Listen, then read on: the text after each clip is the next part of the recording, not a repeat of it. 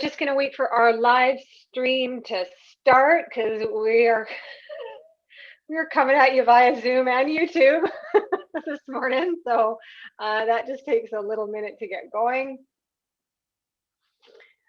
I'll see myself pop up on YouTube any minute. Mike, did you ever think, right? Here we go. No. All right. So hi, everybody.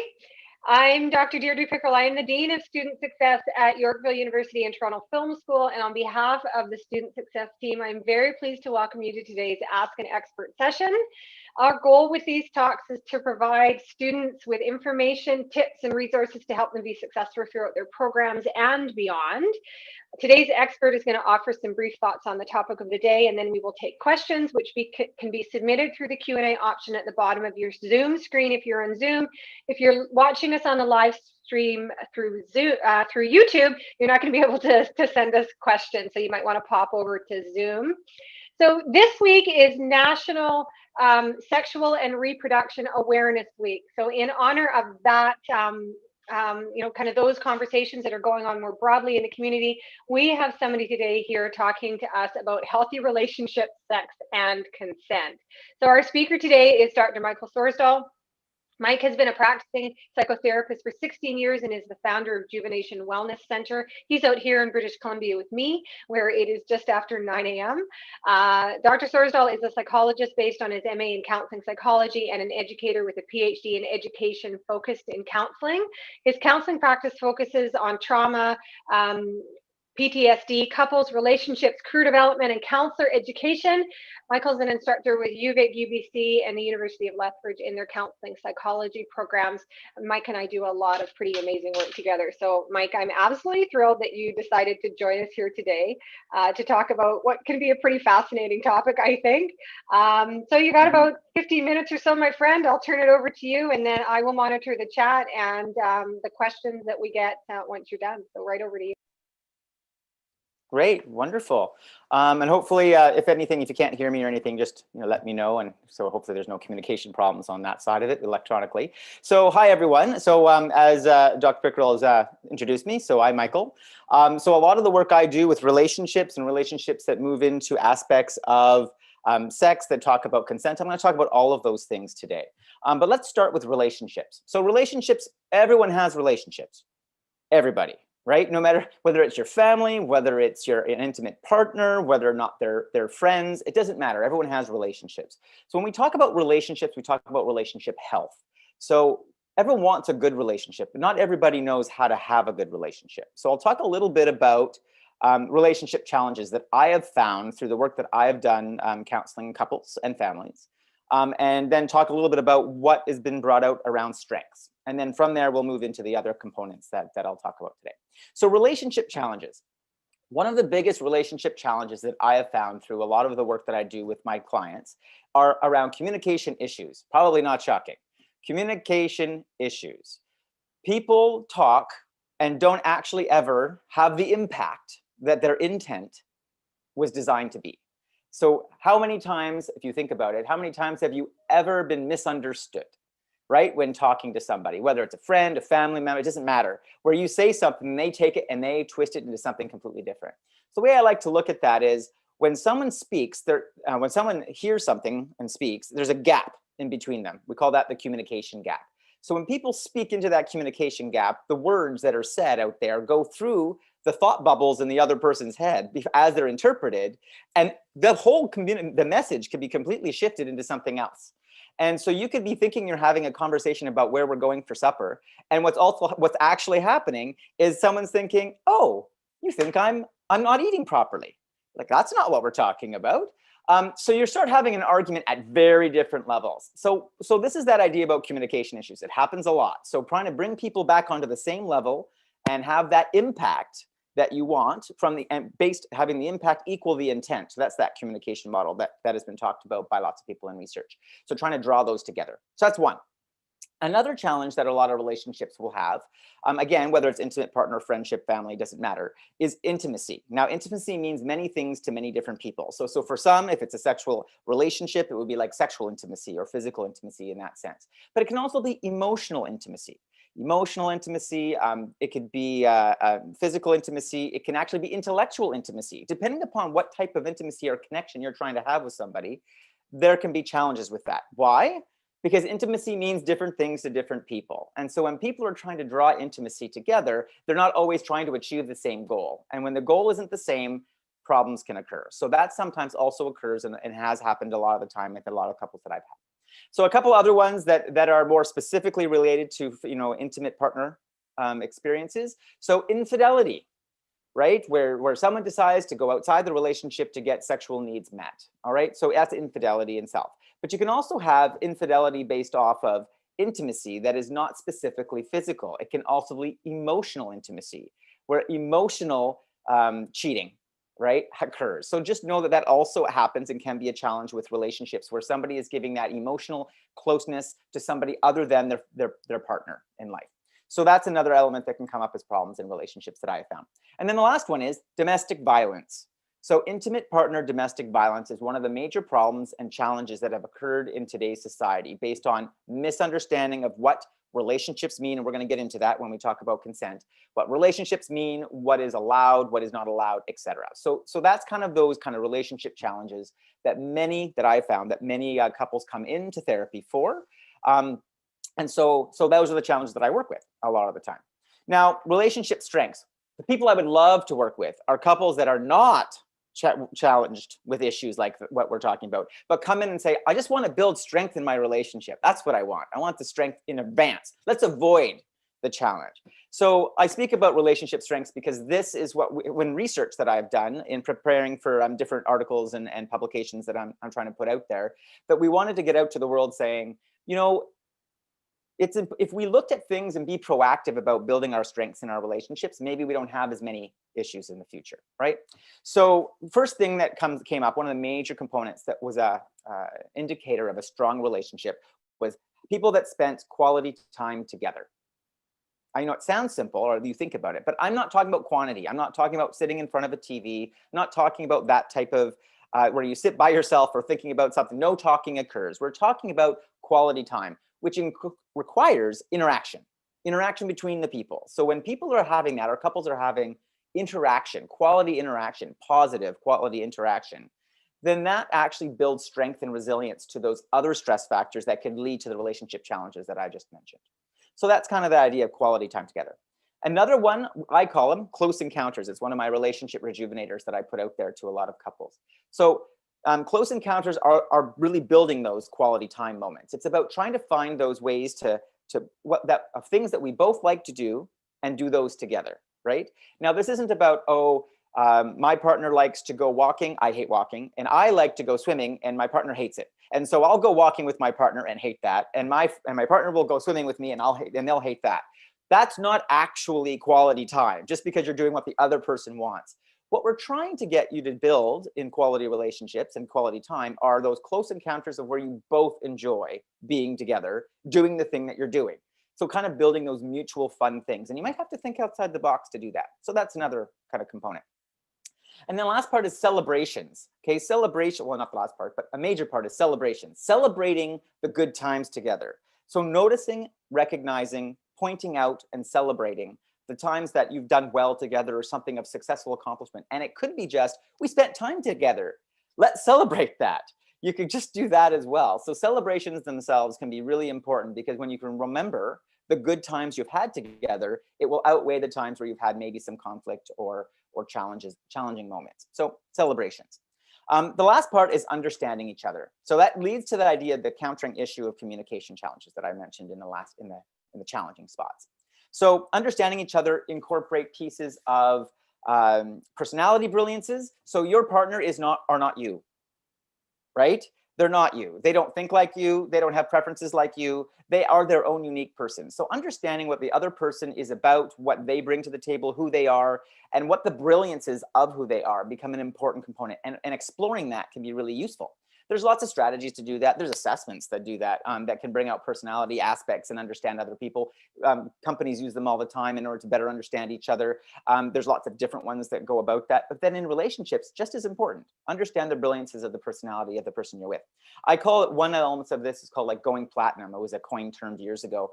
So different than the golden rule that you probably all heard about, treat others the way you want to be treated. So throw that out, like disregard that for a moment and start treating others the way they want to be treated. So find out how they want to be treated and then treat them that way, right? Because that's how you build the strength and resilience. Understand them and then connect and interact with them in the way that they want to. So that way, your impact actually on them will be the intent that you wanted, because you're treating them and speaking to them the way that they understand something. So that's a really big focus.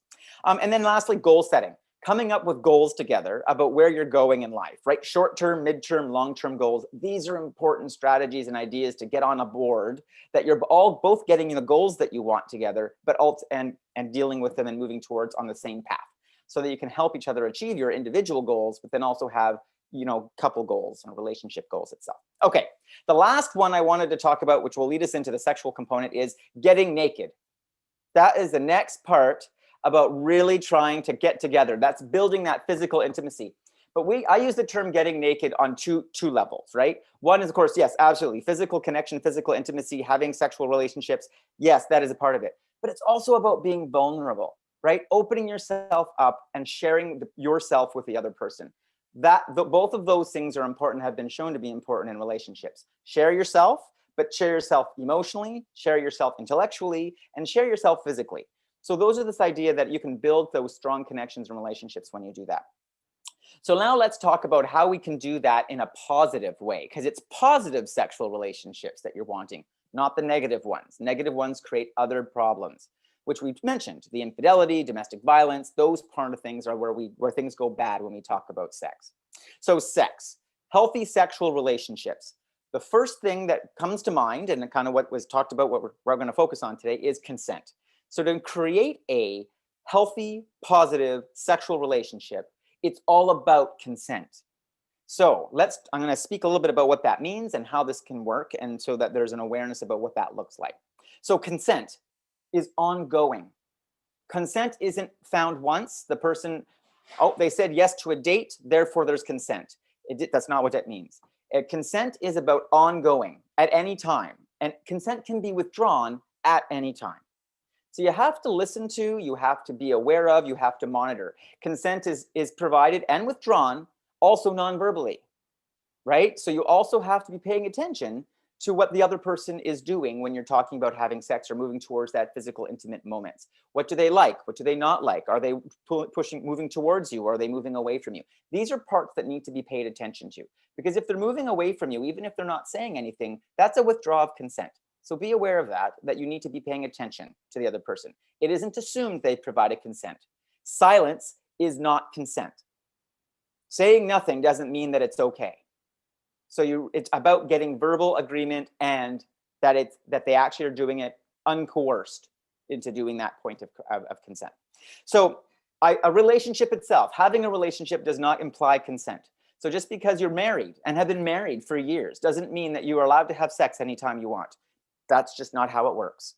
Consent in intimate partners has to happen all the way through, whether it's brand new, you've never met them before, or whether you've been with them for years. So asking, talking about it, speaking about what consent means, what one likes, what doesn't like. Those are important conversations to be having in your sexual healthy relationship when you're doing it. And just kind of as a key piece, as a final statement on around consent, without consent, and not implied consent, without direct actual consent and ongoing consent, it is sexual assault. Sexual assault is a crime. It's considered domestic violence. It is chargeable, and you will go to jail. And that is on both sides of women and men. So this is not about perpetuating sexual violence against men against women. Women also perpetuate sexual violence against men. So both sides, consent must be had on both sides. And whether you're in a same-sex relationship, whether you're in a heterosexual relationship, whether you're in any other type of relationship, consent is essential for positive, healthy sexual relationships. So that kind of summarizes my kind of blurb around relationships, relationship health, and the understanding of understanding each other, Yes, sexual relationships are important. And of course, lastly, consent is essential. So those are a bit of my summaries. I'll kind of turn it back over to Deirdre for questions if anything has come up. That was oh, that was good, Mike. I think that you've brought up some really interesting points, and we do already have questions come in. So we've got a really lovely number of participants. So I'm hoping that we're going to engage you in some really good conversation. One of the things that I really appreciated was talking about whether you're in a new relationship, just met, or whether you've been married for a long, long time, because I sometimes think that we forget about the importance of consent and having conversations about what we like, what we don't like, those sorts of things when you've been married for a long, long time. Like it's almost, that it is implied. And so I think it's good to remember, for people to remember that there still needs to be these conversations and not these assumptions that, all is still working really well, in terms of relationships. So we'll see who's brave enough to ask questions. You can be anonymous. Here we go. At what point does coercion, guilt, pressure, those kinds of things within a marriage constitute marital rape? It's actually kind of what I was just mentioning, right? Like I think we forget that this needs to happen. So what is there a point? Is there a line that you can help identify? Yeah, so those are yeah, it's a good question and a difficult one, right? Because that line is not as clear as one would want it to be. The legal line is and when we talk about legal, like from my understanding and my perspective, is the legal line is if someone has sex because they feel forced to have sex, forced to, regardless of how that forcing happens, whether it's coercion, whether it's guilt, whether it's shame, that is an assault, right? It's an assault. It's going to have the emotional impact of an assault, right? And so psychologically, it's going to have an effect. Legally, it depends on what's been talked about, right? As about consent. So that's where it becomes that kind of challenging line. But if you're trying to build a relationship based on strength, then having the conversation about what that is. Do I feel coerced? Do I feel guilt? Do I feel like I have to have sex because I'm in my marriage? So some of that stuff is personal exploration to be shared with the partner, right? Like that needs to be talked about because silence can also be misconstrued, as we talked about, right? We're having very different conversations. So trying to get yourself and being vulnerable and open is the risk on both partners' side, right? To speak about shame, guilt, and what's going on. So maybe going to a couples counselor, as an example, when those are challenging moments, can be useful or might need to happen if those challenging moments happen. That's what I would be saying. Right. It's I don't know. We're in I don't know if it's just Western society, but there's a lot of discomfort around just talking about sex, right? It's been we're taught it's a taboo and we don't talk about it, but actually it's probably some of the most important conversations you could have in a relationship, is I think one of the things that you're saying. Oh, the questions are starting to come in now. This is really interesting. I think this would be really helpful for our audience. Can you provide an example of emotional infidelity? Yeah, so one example would be like so a couple is in a relationship, so we'll talk about couples in a relationship, and one of those couple partners doesn't feel safe sharing things with their partner for whatever reason that might be, and so they have another person that they go and share all of their intimate secrets and intimate experiences and share their dreams and beliefs and hopes for, and that's who they share that with in place of their partner. And it's not about in addition to, it's in place of. So that's kind of the infidelity where that intimate relationship starts to build. Now, it doesn't mean you can't share things with other people. It's more about when it's being done in place of. And so that's where the person who is in the relationship who's not being shared to feels like, well, you've cheated on me emotionally, right? So that I don't get that part of you. And I want that part of you in a relationship. And when I said that, those quality relationships are when all of those things come together. So this isn't about not having friends. So I want to emphasize that having friends and sharing things with other people and having emotional intimacy with other people. That's not the negative component. It's about doing it in place of having that emotional connection with your partner. I'm hoping that was a good. Right. So I think so. I think so. But it's funny. Everybody's choosing to be anonymous on the questions, which I can't blame them for. Right. I'm really glad we're getting some engagement, right? So, how would you differentiate physical versus sexual infidelity? I'm assuming other than the obvious. Right. So I mean the like physical and emotional infidelity, are we talking It's about that part, or physical and physical sexual? versus, oh, how would you differentiate physical versus sexual infidelity? That's actually the question. Yeah, so I mean, they Interesting. are very linked. So I will point that out, like in the sense that, of Yeah. course, because sex is a physical act, actual intercourse is a physical act.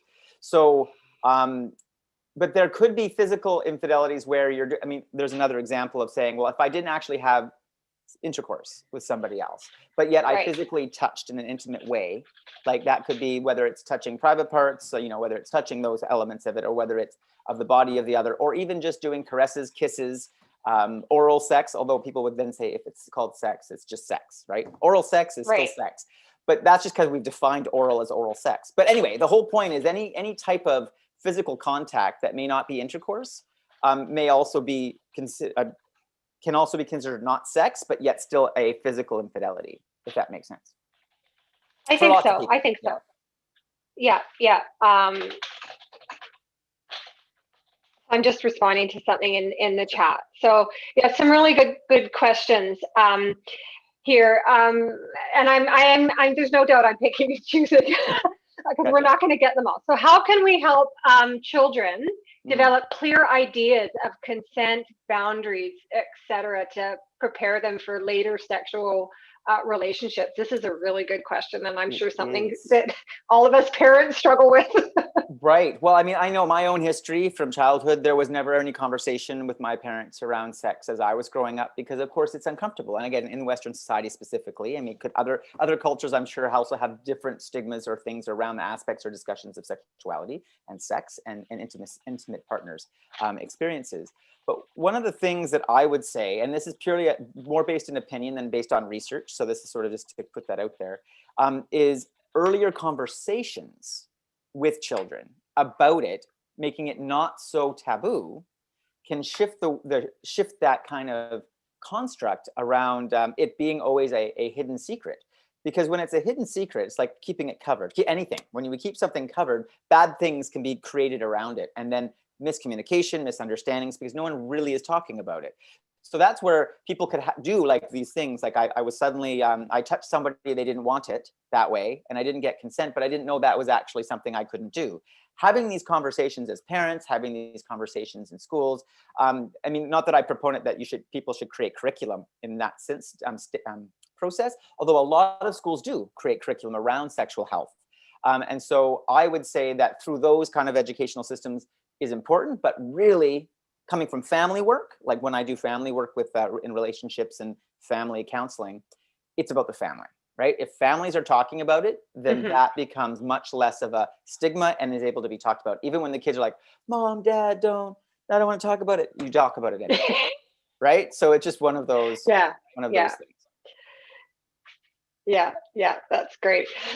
Um, so um, I think this person looking for a little bit of advice. So when a partner breaks trust early on, what would you suggest to help rebuild? So the example given is actually we seem to we didn't do this when I was a kid, right? Like, but we seem to be doing lots of people are taking photos of each other, and or maybe we did do this and I just wasn't part of that. But anyway, like it's when your partner snaps a photo of you without permission, then how do you rebuild that? Like that is a break of trust. There wasn't consent to take the photo, and so what do you do with can you rebuild trust? The question was, what do you suggest? But like Right.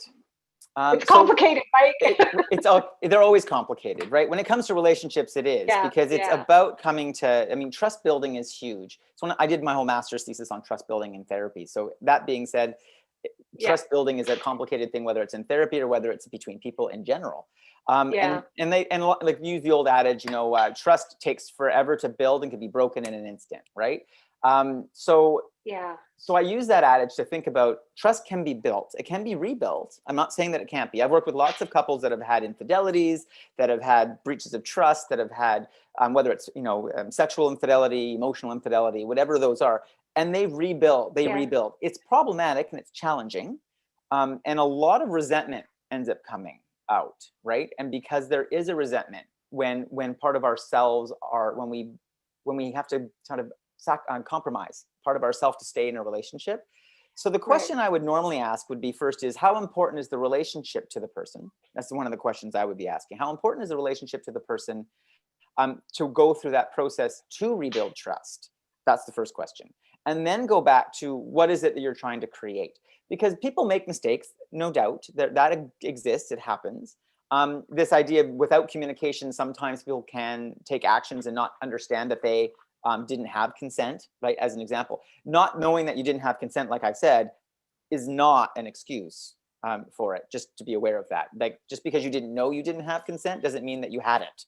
Hence why I say silence is not consent. No speak isn't consent. And so, someone has a right to manage their own body and what happens with their body, and whether that's physical, picture taking, or whether all of that stuff is the right of that person. So any breach of that is, and indeed, a violation, right, of some sort of violence against the other person. So having that conversation and bringing awareness to that can be helpful. And if both parties are willing to do that and grow from there and work together to build that trust again, which will take time, they can do that. One of the recommendations I would probably put is therapy would probably be useful, because that's where you can really get into these pieces and qualified practitioners can help move people through that exploration. Doing it on your own is possible. I've heard of it happening as well. It just can sometimes get into very heated conversations. For sure. So we have some themes, Mike, coming through in some of the questions around where the partners have a different view on whether their sexual needs are being met. And of course, in some cases that could be as simple as, one partner likes one thing and the other partner doesn't. And so, that can create tension. If one partner doesn't like to do something and the other partner does it anyway, is that assault? Like those kinds of things. And then interesting, we obviously have some counselors in training in the audience, because then very similar questions are coming up about how do we then engage clients around some of these things, or when is it appropriate to ask these kinds of questions? How do we make consent in longer term relationships, where for some people you might think consent is implied always. How do you raise those conversations? So there's a lot in there, but I'm hoping, because I'm conscious of time, I'm hoping you can kind of answer that big picture, all that stuff. Yeah, those are big concept questions. So I'm not saying to answer that quickly, but they're kind of starting with the first part, which is how do we bring awareness or discussions around what is being met when sexual needs are being met, those types of things. So, and when one gets something, when the other person doesn't, et cetera, et cetera. So what I emphasize is communication. So that's the one big purpose, like the point that kind of comes through all of this is communicating it, talking about it, being vulnerable, get naked vulnerably, right? I mean, like emotionally talk about it. Say, I don't like that. And we need to talk about that. And someone saying, well, you married me, therefore, it's not how that works. It's about coming to agreement. So one of the things that I work with couples, and this is sort of more of a general piece of it, is it's about getting outside the box, right? So it's not going to be the traditional concept. You're not going to get what you want, and they're not going to get what they want, right? And this isn't about everyone has to compromise, because I don't like the term compromise. Compromise leads to resentment if you're compromising principles. But what I like the idea is co-creation or collaboration, right? How do we both get what we need in this in a way that will work for us in a relationship? Because the relationships, there are so many ways to do relationships these days, right? So many different ways that can be looked at. And the concept of relationships has grown so much in the years, over the years, around what a traditional relationship looks like, right? So because those can shift and they can be different, having conversations about what's going to work for you is important, like for them specifically, with that couple is. So it's like, if I like this and you like that, and I don't really get this, but it's how can we both get what we really want out of this together? Not how does one get what they want and the other one has to sacrifice not having it? So really it's about that communication, thinking outside the box, strategizing, brainstorming, really getting out there to figure out different ways to do this in a way that will work for both couples. And again, it's emphasized that works for both in the couple, right? Yeah, it really does come down to communication, doesn't it? Like creating a healthy form of communication so that you can have these conversations around all of these things that for a lot of people are actually, we're conditioned to find it quite uncomfortable. Right, and yet these are fundamental discussions that couples have to have so that everybody feels safe, that it isn't and not coerced or not, well, if you don't do this for me, then it comes out of guilt, right? Like this, it really does boil down to healthy communication, doesn't it? Yeah, because like we said, I mean, if in that kind of relationship strengths, if we can create the communication, the vulnerability to have conversations in advance of getting into you'll avoid the challenges. Right? So domestic partner violence doesn't occur if both people are aware and consent and work together. Domestic violence occurs, and I mean domestic violence, not chargeable, not assault, not that side, but domestic violence can be anything that might not even be chargeable in a court of law. But domestic violence occurs when people feel coerced into something and say nothing. That's domestic violence, even if whether or not it's chargeable by a court of law, right? So I'm not speaking about a court of law and what works for sexual assault and doesn't, because I'm not a lawyer and I'm not within the courts, and that all is through the courts that happens. But when we talk about emotional elements in connecting relationships, when violence occurs, breaches in the relationship. And so we need to look at how do we bring people back together, because those ruptures, those breaches cause bigger problems later on. So communication early on, full disclosures, talking to people, taking the risk to tell your partner what works for you, what doesn't work for you. That's a risk. It feels like a risk, but if the risk of not doing that is compromise, resentment, and probably the end of the relationship. So I would say take the risk to be vulnerable. Right. That's it's interesting that we're going to have to end, unfortunately. There's so many questions that we haven't got to. I'll admit I wasn't sure how popular this topic would be. This is the first time in all of our last year of doing Ask an Experts that we've had this kind of topic, but it clearly is resonating, and clearly important conversations that need to be had, probably not only with someone like you, Mike, that can help almost prime us for, okay, well, how do we now have that difficult conversation with our spouses? But I'm hoping that the takeaway for our audience today really is that notion of that silence isn't consent, and consent needs to be given more than once. And because I gave consent yesterday, have my photo taken, to do whatever, it doesn't mean that I've given consent today, and that it works both ways. So it's actually quite complicated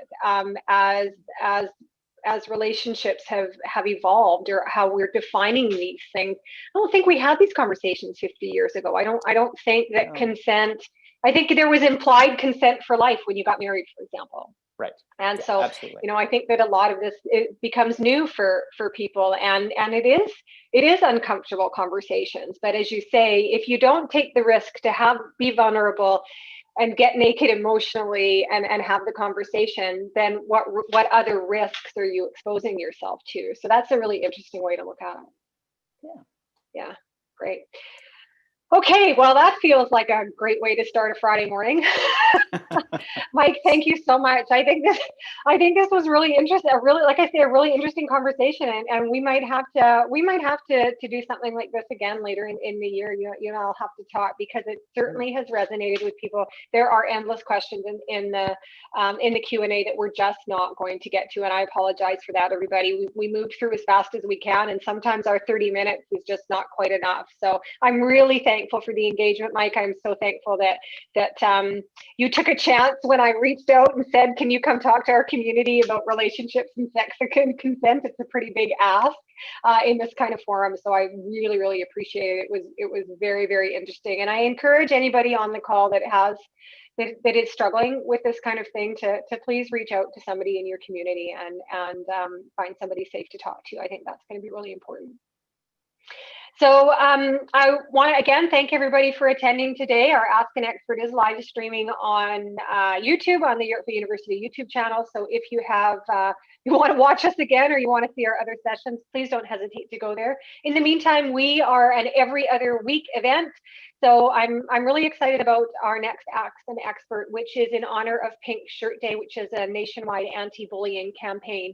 And we're going to welcome Dr. Ture Terry, who's going to help build awareness of issues related to bullying in our community. So with no further ado, once again, Mike, Dr. Sorsdahl, thank you so much for this. It was absolutely phenomenal. And everybody else, thanks for attending, thanks for watching, and we will see you next time on our Ask an Expert segment. Oh my God. Take care all. Bye-bye.